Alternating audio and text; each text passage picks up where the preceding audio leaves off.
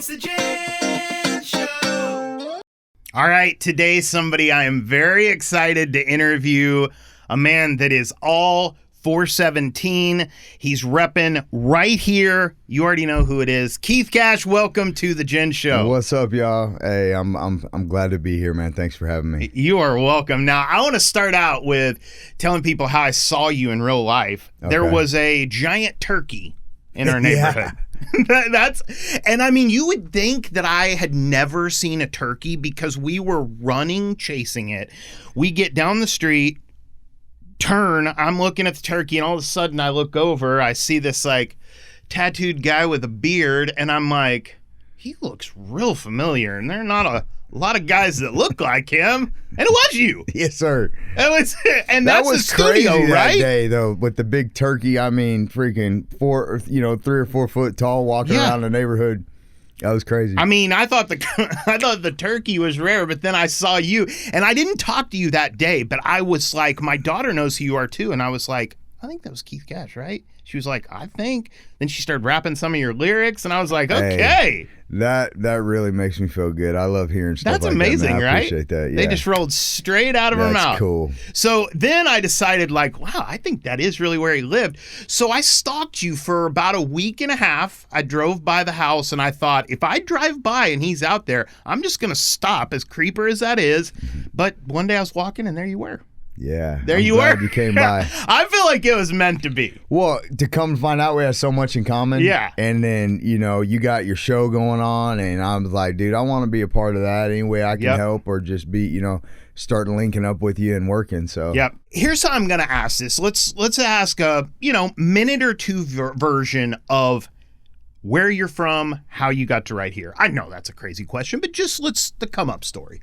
Okay, so I was actually born in Wichita, Kansas. Okay. I lived there for about 6 months, and my whole family lives out here, my mom's side. So we moved back here. So I don't tell people, yo, I'm from Kansas. You know what I mean? Because I'm from here. I've obviously had some struggles and some things I've been through in the past. I battled with my addiction for several years. Same, 10 years sober.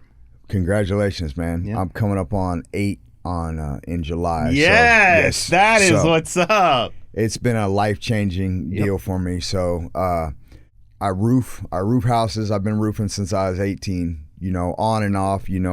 Like I said, I had an addiction issue. So a lot of crazy things have gone on in the past 20 years. But for the most part, I've been roofing houses my whole life. I own a roofing company. But as far as the come up of everything, I ended up doing some time. I did a little under 5 years. Okay.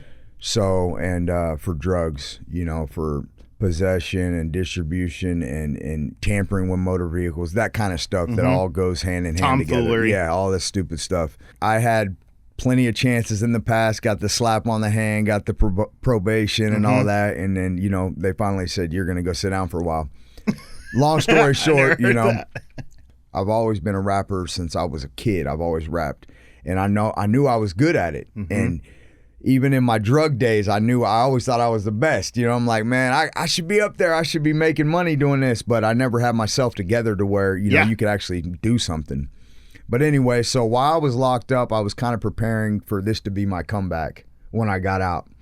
So I was thinking, all right, first things first, what's your name going to be? Because back then I went by Lance a lot. Okay. And I was you worked at the radio station, Power 96.5, long time ago, like probably 15 years ago. I was on the morning show once rapping. Okay. But I went by Lance a lot. And, this time when I was locked up, I'm saying, man, that name just ain't going. We got to try something else. So Keith is my middle name. Okay. So, and then the Keith Cash came to mind. I'm like, that's it. We're going to rock with that.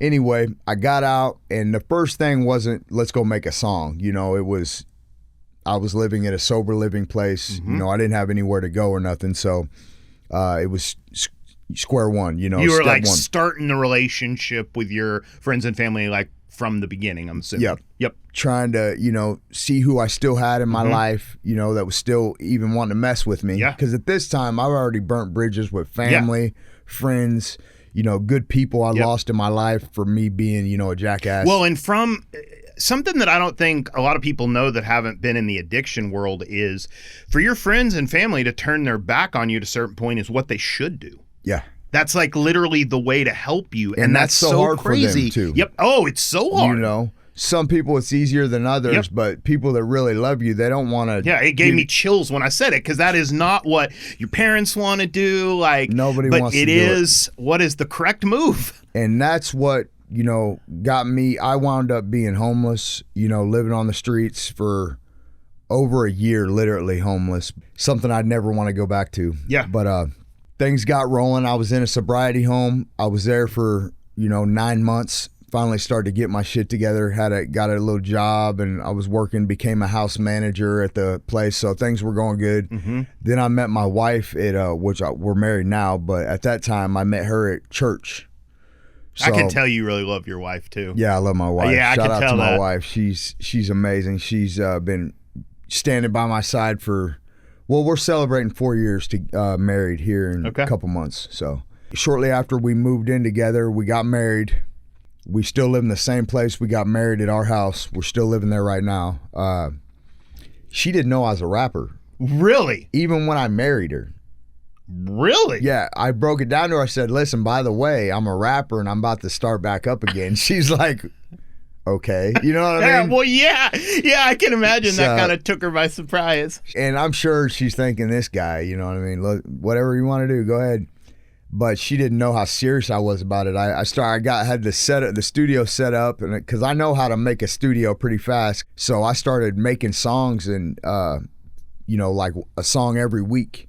And she was like, "Man, you're taking this pretty serious." And I was like, "Yeah, this was a big deal to me back then." And I started to let her know what was going on. But I don't want to get off topic, so I'm trying to run through this story of me. No, it's a good story. I think people will be really curious about this back history with you.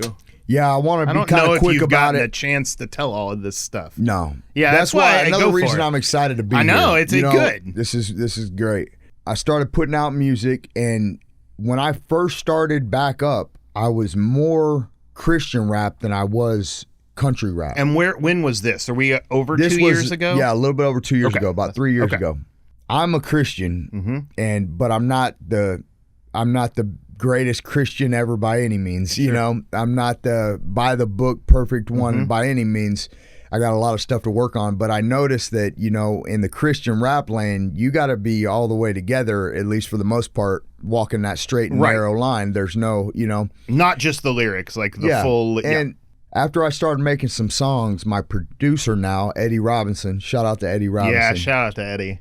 So he's the guy that actually lives down the road where Jay met me. So Eddie reached out to me and said, "Hey man, I noticed you've been, making some music. I produced music. At this time I didn't know who he was.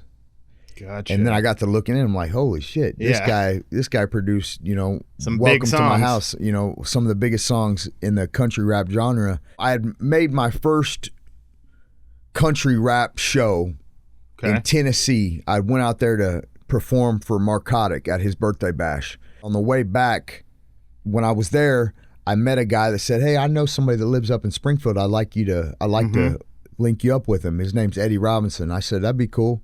Well, Eddie was like, "I just was looking up this guy. I know who he is, and so he reached out to me. So that's how we got hooked up. When I got back, I started going over there and we started chopping it up and making music and stuff. So he believed in you early. He believed in me, seen the work ethic. Yeah. Yeah, because, man, the He- work ethic is what you can see. That's what I've seen a lot. I was like, man, this guy is grinding. And that's what it takes. If I could give anybody, now I'm not no superstar or nothing, but if I could give anybody any advice that's up and coming, trying to make a name for themselves, it's just put out as much stuff as you can, make as much content as you can, and create as many good songs as you can. Obviously, they got to be decent. You can't just keep throwing stuff out there. But, just keep putting stuff out. Because there is going to be moments where you have to climb that mountain where you're like, this is pointless. You are going to have to push through that point multiple times. Yes. Because you're not going to get paid right away. If it's like a dream, it's a little bit down the line. Dude. And you got to put that in and that is hard for me, but I get what you mean. It is hard to do. That is hard. It is hard to do. Okay, so I got you up to you met Eddie. You guys started making music regularly. How long ago was that you met Eddie? Little under 2.5 years. Okay, so he's been with you most of the ride. Yeah, since my first drop. Okay. My first actual drop, where we released it to all platforms. Who would you say is the rapper that you saw that was like, whoa, got you interested in it? Like growing up and stuff?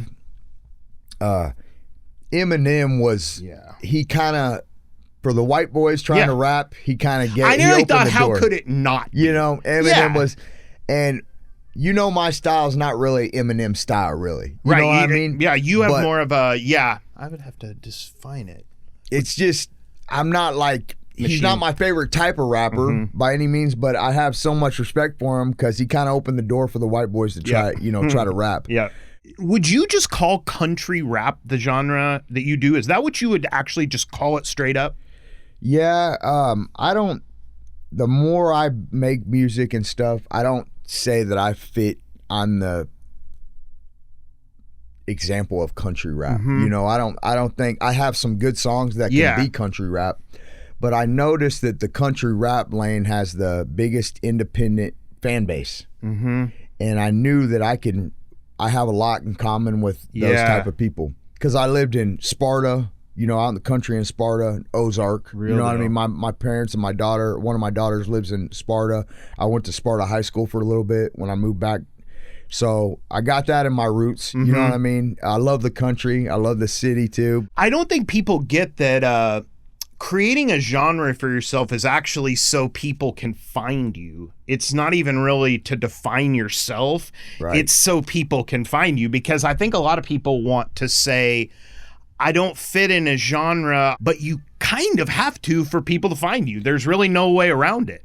As an up-and-coming artist, I suggest kind of finding that targeted audience. Niche. Yeah. You got to find somebody that wants to, click and check it out. Because at the end of the day, it's just like if anybody released an album that had like one pop song, one country song, one rap song, that wouldn't work. It just wouldn't work. Nobody would find it. I suppose if you were, some major artist, then you could maybe get away with that. You could pull it off. Otherwise, you have to give people some kind of lane to put you in, essentially. Yeah. What was the song, or what was the very specific moment that made you catch fire where you thought, oh, okay? So the first song that I released, and this was a major blessing, it's called Overnight. The first video I dropped, it's actually at 1 million views now. Wow. But what happened was we dropped it, and me and Eddie were like, man, we were hoping for 5K. We're like, if we could get 5,000 out of this video, it's a win. Even if it's a year down the road, if we can get 5K out of this video, because I didn't have any videos out. I started a new YouTube and started everything from scratch. And it started, Jay, it went crazy. I dropped it, and no money behind it, no ads, no nothing. I dropped it, and we had like 2,000 the first day, and I was like in awe. And then it started rolling. The comments were going crazy, like, who in the heck is this guy? Most of them were good comments, like, surprisingly. If you look at my, you'll take it all. If you look, I'll take all the comments I can get now. That's right. I've learned that. But so that song actually started to get 6 or 7K a day, and it started to take off, man. And I was like, okay, I need to get serious with this shit. Yeah. How did people find this that quick? I don't know how it did it, man. That's crazy, man. As a musician, to just release something, especially with the video, that's crazy. And just to put it out there. We obviously have some talent. I mean, nobody can ever take that away from you, because you're never gonna just luck into those early days, because it's like people have to care enough to share it. Yeah. So that's a huge compliment to you that it started like right away. Wow. One thing that did help is I promoted clips of it for like a month and a half.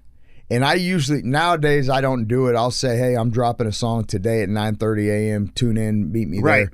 But back when I had more time on my hands and, a little more time to market the song before I released it, that helped. I know it did. We put it out, and I'd say like 2 weeks from now it's coming out. Then I'd say 3 days, 2 days. Yeah. I literally had a countdown. But at this time, dude, I didn't even have a following. That's crazy, man. I had 2,000 or 3,000 on Facebook, nothing on Instagram, nothing on TikTok. Wow. And then when this thing took off, I knew that if any time was not, it was now. Yeah. You know? And so that was that was the moment that made you decide, like, okay, there's going to be a grind. We're going to come up with a schedule for this. Yeah. So right away, you were just like, this is. And I had my other songs ready at this time too. Oh, you did? So I had a couple Recorded, other bangers, mixed, mastered. videos made and everything. Wow. So before I dropped that first one, I had Overnight, Redneck Magic, which was my next banger. Yeah. And I was blessed because I dropped that one, then Redneck Magic took off. Wow. So it was a blessing. That was your second song? That was my second song. Wow, man. And so when I this is crazy. Yeah, it was just unreal to me. Yeah. But for someone that's always wanted to do this, and I knew I had what it took, but just to see it happening, was super awesome. Isn't it funny to think about doing what you're doing now and not being sober?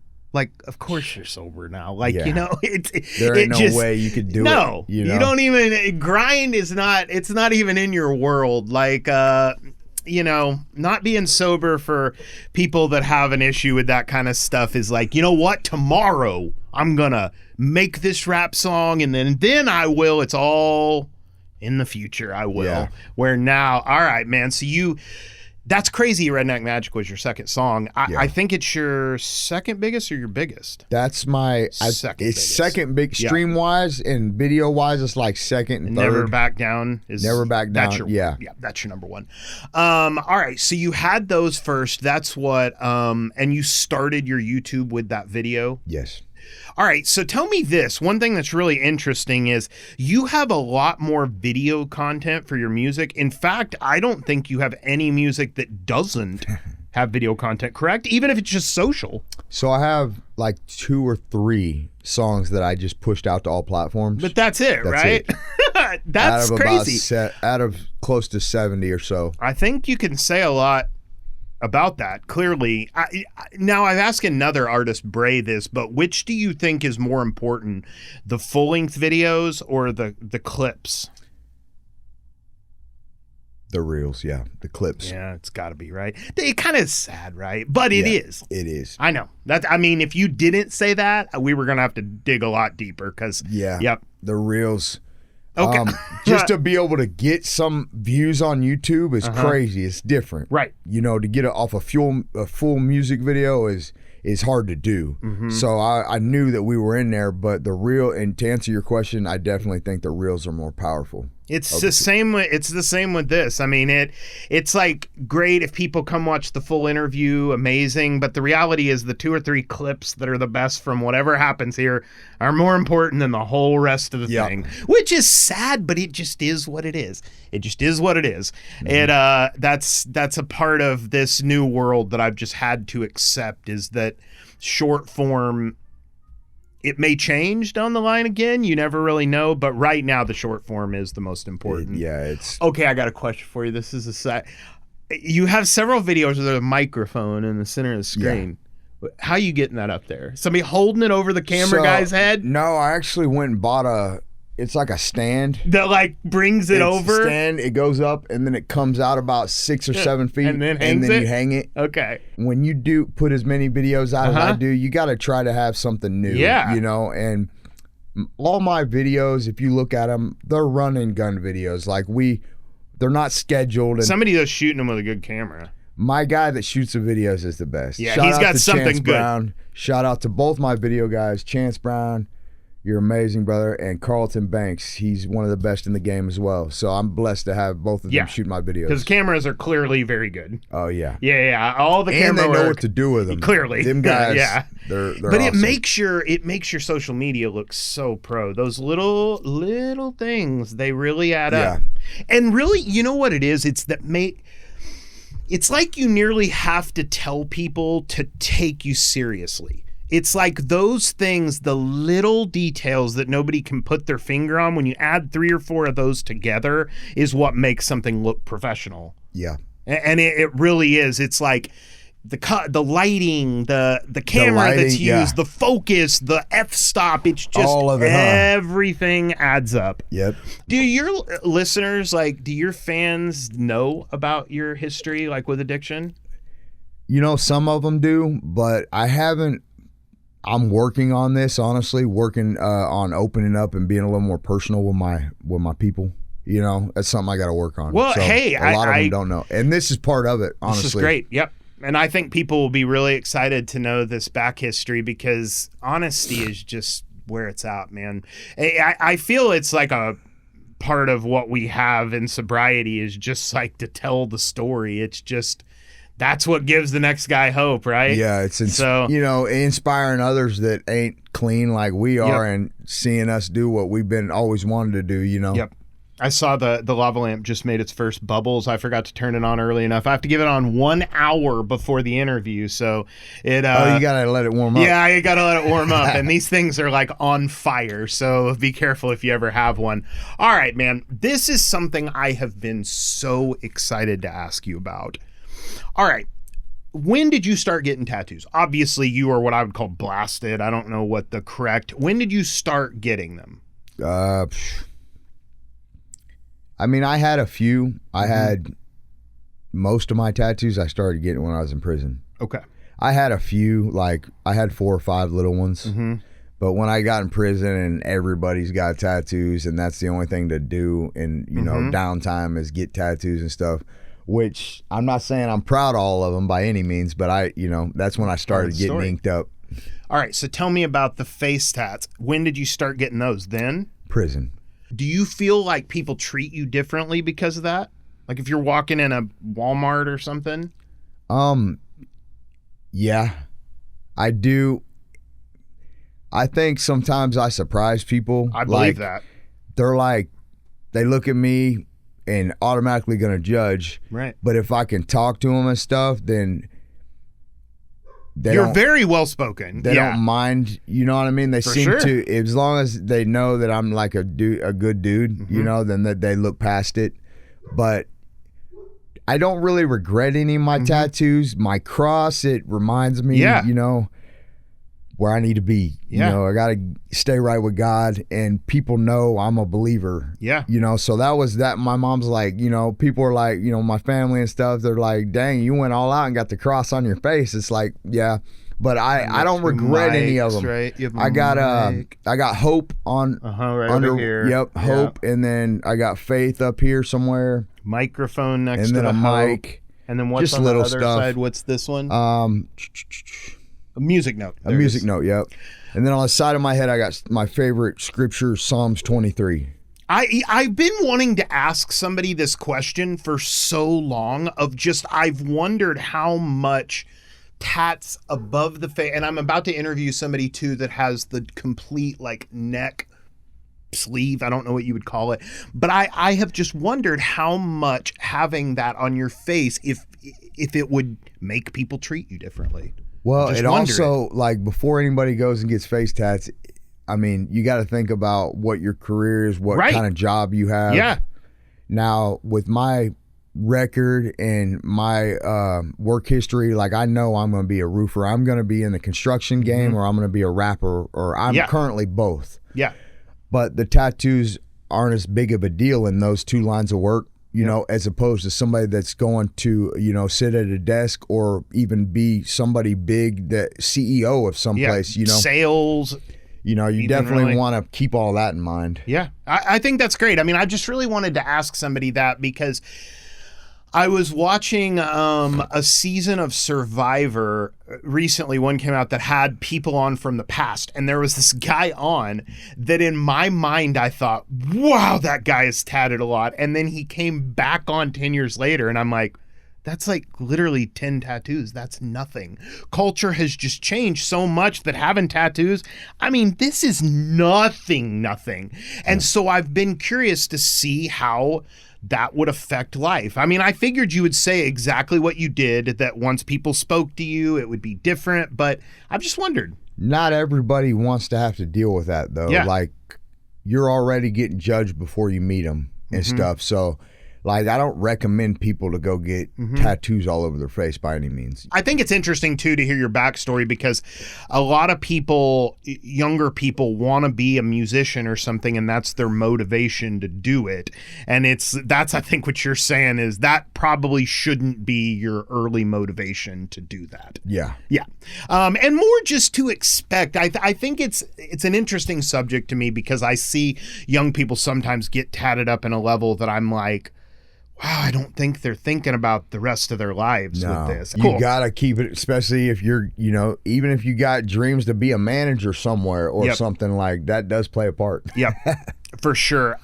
So you have the Keith Cash Mustang is on social media, right? Yes. It just pulled up in front of my house. I'm going to have to get a picture out there with that. When did that get done? So that just got finished up like last week. And, it's been sitting in the shop for a few months, so that was stage one. Okay. So I'm trying to get it where it needs to be. Did you already have that Mustang? Yeah, I already had the Mustang. Okay, I bought it last year, and I was like, man, I love this car. That's amazing. And it had low miles on it. You got the doors on it. Yeah, I wanted to kind of trick it out and make it. It's part of advertising. Yeah. Oh, for sure, man. Here's a big one. If you could collab with anybody, who would it be? I don't have anyone like in mind, but like right off the top of my head. But I would like somebody that sings, somebody that's a really good singer. Like, I mean, of course, I'd like to collab with Jelly Roll and stuff like that. But I was trying to. Morgan Wallen, those are guys that I'm trying to think. There's a couple other ones that do some good, but yeah, some good hooks. Somebody that could really make a nice hook, Yeah. I don't know. I don't even know if I have any good suggestions. Post Malone. I really like Post Malone, man. Because he's do maybe my a little favorite bit of artist everything. ever. And I would say just to answer off the top, Post Malone. That's a great answer. I dig Post Malone. Same. Love him. And I always wanted to ask him about his face tattoos. So, see, you gave me the chance to ask that question. I remember when he started getting those, I was like, what are you doing? Yeah, and he kind of went out of nowhere and just went crazy. I mean, he put whatever it was, I think he put them under his eyes first. And I was like, what? I remember waking up and seeing that and thinking, like, dude, you ruined your career. Apparently that isn't how it worked. It worked out okay for him. I think I was thinking the same thing. I'm like, this dude's out of his mind. I know. I and really then it did. started to be a thing. It started to be a thing. In the music stuff. But I love him. I wasn't a real big fan of the country Post Malone, but apparently the new album he has coming out is like half that way and half like an older style. So his melodies are just transcendent, man. That guy just knows how to write a hit song. I know. I like how he went from being a rapper to doing country now, like to show like the songs even in between those in that transition, like the dude can do it all. 100%. Okay, let's talk about, and you're free to share any of this. This is where we get into that. I don't even know how much of this you'll want to talk about, but I'm very curious about the streams of income for a musician right now. Okay. So we've got obviously sales. I know we're a thing. They're a thing for major artists still, like sales of records and stuff like that. I don't know if physical sales, if it is something for you, I'd be surprised if it was a big but you've got streaming, social media, live shows. What are your main revenue streams? So I don't make enough to be a full-time artist technically, not with the amount of money I put into my music every month. Well, one of the reasons I'm not ready to go full-time is because I make more money roofing, technically. I'm sure you do pretty well. Until the tables turn, I'll probably keep going. As far as the way I'm getting paid, the streams pay me, obviously. So Spotify, Apple Music, every platform that I get a check for that every month. And then I'm learning more and more as we go. And we're going to come back to the Spotify streams because I have some questions about those. Okay. And I learned, it took me a year and a half of uploading music to learn how to properly register your music on the back end side of things as well for publishing and all that. So you can get your stream money, and then so that's a quarterly paycheck, you get 4 a year. Every 4 months they'll send you a check for publishing. So I also get Facebook, which has went down tremendously, unfortunately. Oh, did it? Because it was up. When I first started this podcast, it was sky high. It was crazy. So now it's I was dropped. making like $2,000 a month off Facebook. What? Yeah, it was awesome. Yeah. And then it was like the start of the new year, nothing would go viral. Wow. And it's been like, I mean, I've had some stuff, crack off and get some pretty crazy views, but not like before, last year. Mm-hmm. So, and I think they made some adjustments. And Instagram is still kind of down where it was too. Instagram, I don't get paid off Instagram. Wow. And from my understanding from other artists, Facebook pays better than all of them. Yeah, but that means it's down too. So Meta as a whole is... Okay. They cut back. So, and then TikTok, I don't make much off TikTok. Seems like TikTok, the way to make money is to sell their products. Yeah. And then don't get me wrong, I got a friend that makes pretty good money on it. And they say if you do the battles and stuff, where people gift you money and stuff, that's another way people are getting paid pretty good. But I don't really do that. So we got Facebook, there's just the normal platforms, the streams. That's pretty much it. Okay. All collectively, it's a nice check. But if I were, it takes all of them at once to make a nice check.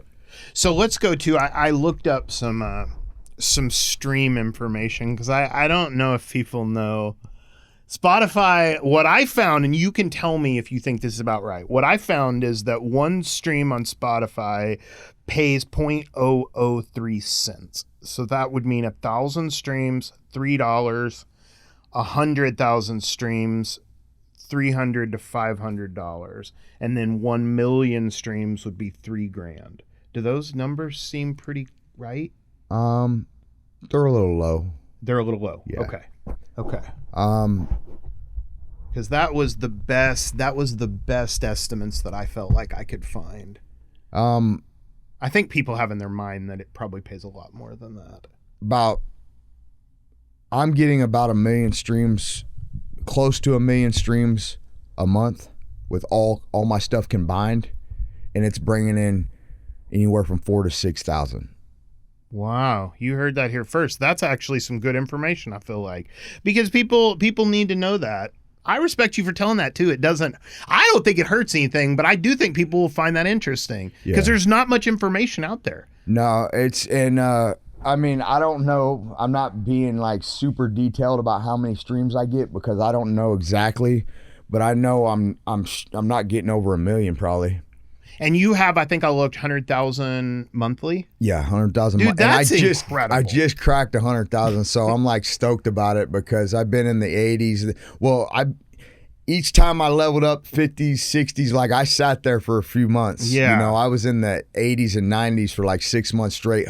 It got up to 99 once, and I was like, "Oh, here we are," and then it dropped. Oh, it dropped down again. Oh, so it fluctuates, man. But yeah, that had to be a big month. I was pretty stoked. What are your numbers on social? Instagram is like 50K ish. 33 or 32. Okay, and then what's your Facebook numbers? Facebook's like 370,000 or something. Oh, okay, so it's huge. I have 2 pages on Facebook.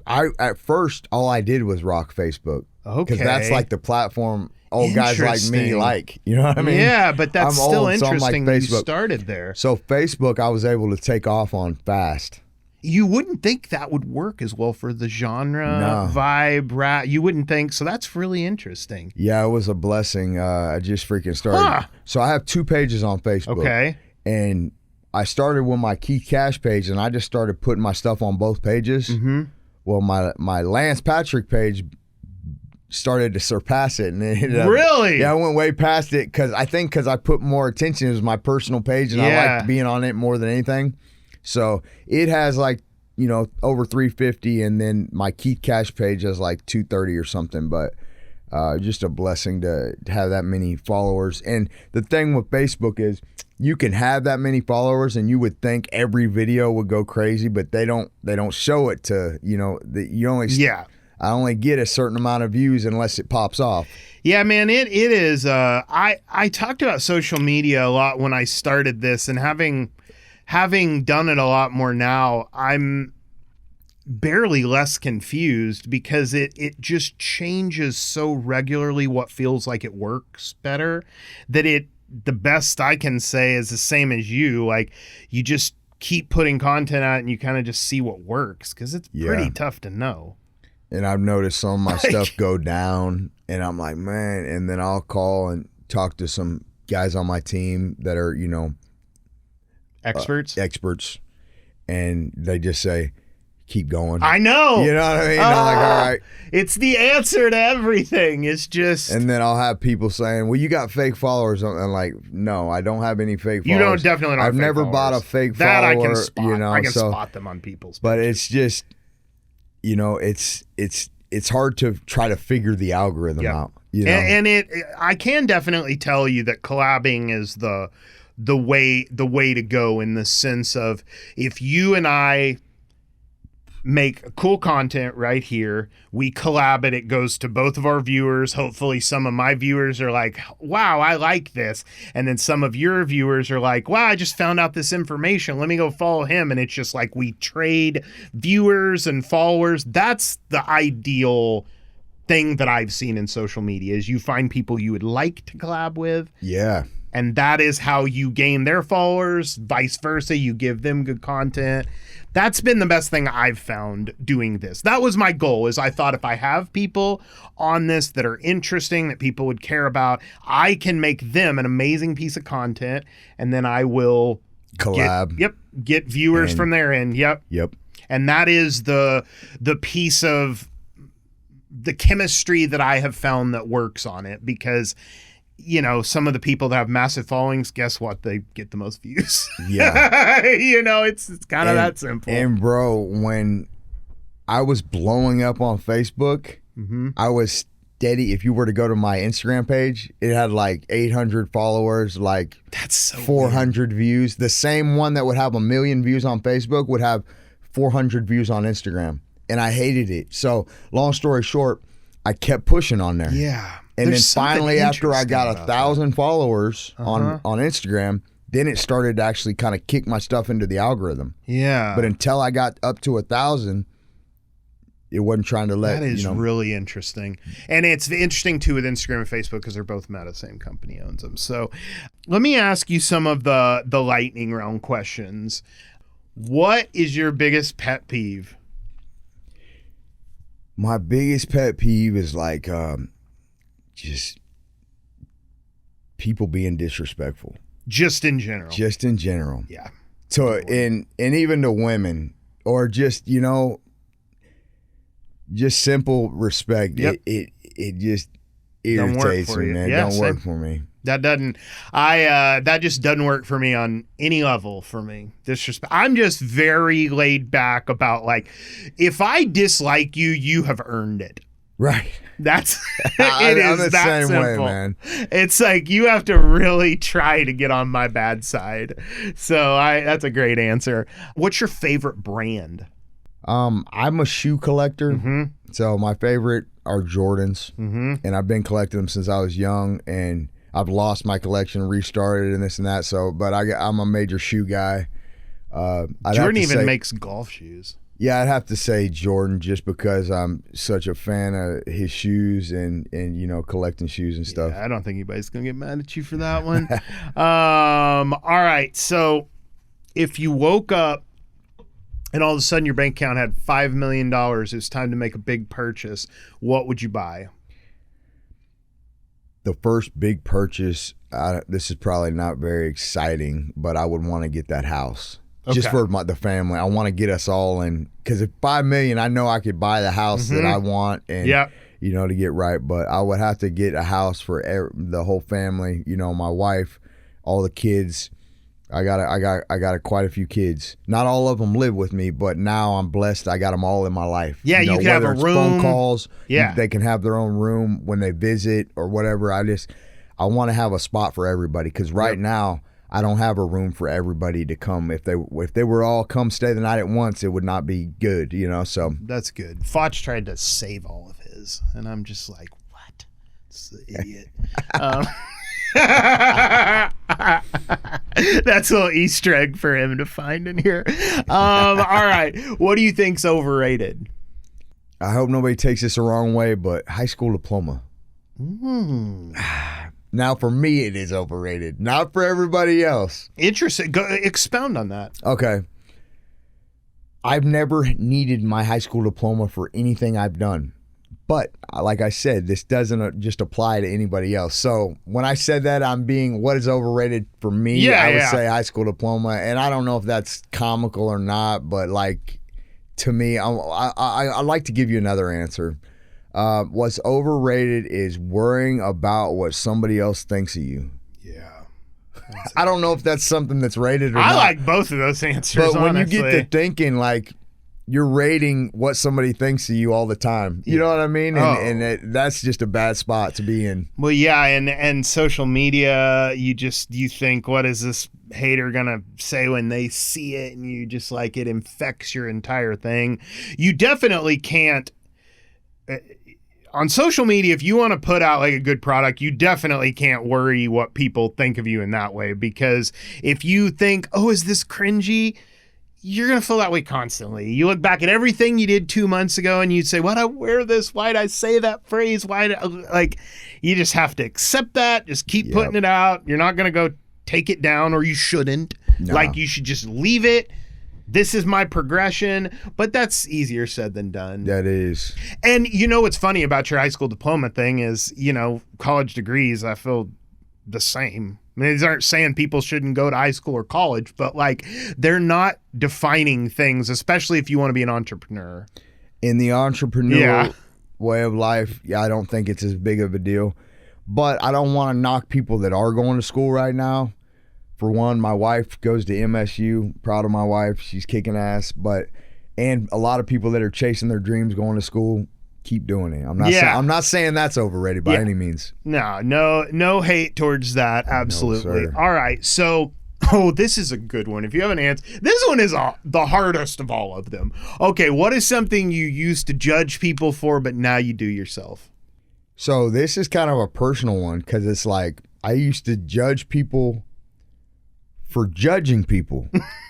And now I catch myself judging people now that I'm clean and sober, and I'm actually feel like I'm doing somewhat of, what I should be doing, and I catch myself doing that. Something I'm working on. Yeah. But like judging others. Yeah. And I used to, be like, why are these people so judgmental? And then I'll catch myself doing it sometimes. That's something I'm working on personally, though. That's so true, man. I mean, because you're not trying to get up on your high horse, but you're like, you just see things differently. And you're like, yeah. That is honestly the thing about life that I think about probably more than anything, is just how your perspective changes, like what's right and wrong, what's absolute. I mean, your own perspective. Things that are right can be things that can be right for me are not necessarily right for you, and vice versa. And like you said, you see somebody that's struggling with something and they're thinking, why are you judging me? But from the outside, you're like, well, because you're a drug addict and you're wrecking your life. Yeah. And so it is just so relative as to where you are in life to what actually is right and wrong. Yep. And I didn't really say that very eloquent, but it comes back to what we were talking about early, where your family gets to this point, or friends, where they're done with you. And they should be, because it's like, if they come give you that last $20 bill, like, this is the last time, that didn't help you. That was $20 towards drugs, and that is so hard for people to get, that like saying like, well, if you have to sleep out on the street tonight, that's what you have to do. That is actually the right thing. That's just such a hard thing to understand if you haven't been in that position or had somebody put you in that position. That's what my mom did. She did? Yeah, and Good for her.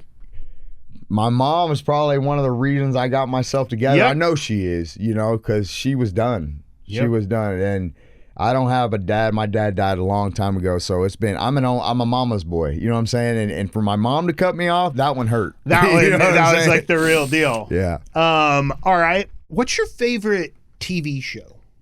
You get to watch much, like Netflix or anything? I don't watch much TV, but I was talking to my wife, and I was like, you know what series I actually sat down and watched all the way and really enjoyed? It was called The Tulsa King. Oh, with Sylvester with Stallone. Sylvester Stallone in it. We sat down and watched that last year, and I was like, play the next one. Play the next. You know You what I were mean? loving it? I loved it. So Now I'm gonna have to see every that. once in a while, like she'll talk me into a good episode of something or a good series on, and I'll sit there and we'll watch it and stuff. But I don't watch much TV. Because you're working on music. As soon as I get home, to be honest, I'm usually in the lab, my studio, similar to yours, you know, and just working on, you know, getting it together. You got a favorite movie? I got a favorite movie. Yes, I do. I'm very curious on this one. My favorite movie. See, I like comedy, but I also like the gangster movies. Sure. So You can pick two. Happy Gilmore and all the Adam Sandler movies. Thought that there was a chance you were going to say Happy Gilmore. I don't know why. Dude, the first one. I felt an aura of Happy Gilmore. I swear, for whatever reason, I thought, good. I love Happy Gilmore. And the second one's not that bad. It wasn't that bad. One, you know, it wasn't as good as the first one, but it was still decent. Okay, so Happy Gilmore. Yeah, and then I'll probably go to the original First Friday that came out. Oh, that one's hard to beat too, bro. Yeah, man. And there's that new movie with SZA that's kind of like a girl version of Friday that was pretty good. But yeah, man, Friday. I only watched that about 6 months ago. I mean, to say it holds up is an understatement. Yeah, that movie holds up for classic. Sure. I think we're basically through the main questions. The one thing I am wanting to ask is like, what's the future for you? I guess we got to go nearly short-term future because I know where you're headed, but where are you headed soon? Well, I'm working on, I'm going to continue doing what I've been doing and trying to turn up and maybe I got some songs coming with some bigger artists than me, you know, not no one huge, but some bigger artists than me, which is a blessing. Got some good songs coming up. I'm going to continue with the similar formula, you know, music videos nonstop until this deal cracks off. But we are leveling up. I've had some things happen in the past 30 days that have put me on another level. And I might or might not know some insider info about this. It just ain't going to come out in this podcast. So. It's coming. We'll talk. We'll speak on it on our next one. That's right. So to all the people supporting me, we are getting bigger. We're going to keep pushing. I really appreciate y'all. You're a cool dude, man. I like you a lot. I feel like I have a pretty good eye for talent, and you definitely have something special, and you really are very well spoken. And I think the second people spoke to you in real life, they would be like, oh, okay. All right. You might give me a shot, huh? I think so, man. Heck yeah. I think you're a cool dude. We will definitely be doing another interview, and I have a feeling there will be some other collaboration going on out there. Yeah, we got to get in the studio together, and I think this is our first, step rocking together and stuff. Yep. So it's gonna be cool, man. All right. Well, until the next time, here with Keith Cash on the Ginge Show, we'll wave goodbye. It's the Ginge